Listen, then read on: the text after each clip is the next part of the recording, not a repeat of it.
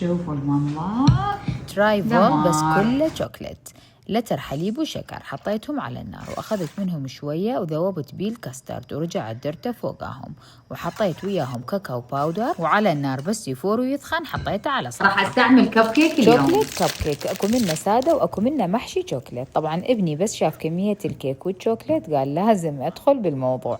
حطينا اول طبقه كيك وبعدين الكاسترد بعد ما ضفت له شويه كريمه مخفوقه يصير بعد اطيب واخف، وطبقه كريمه وطبقه كيك. والكيك نسيت اقول لكم نقعته بشويه قهوه او ممكن حليب، وبعدين كاسترد وبعدين كريمه. كله لازم ينزل. والكريمه هي عباره عن كريمه حلويات سائله وكريمه باودر وخفقتهم سوا. والتزيين تقدرون تتفننون بيه. أنا برشة شوكليت، حطيت شوكليت بالكراميل، بريتزل كراميل، شعدنا نسات الباقية بالكاونتر حطينا. هسه نحطها بالثلاجة. يحتاج كم ساعة بالثلاجة، وأطيب شي يتقدم بارد. صدقوني هذا الحلا ماكو أسهل منه.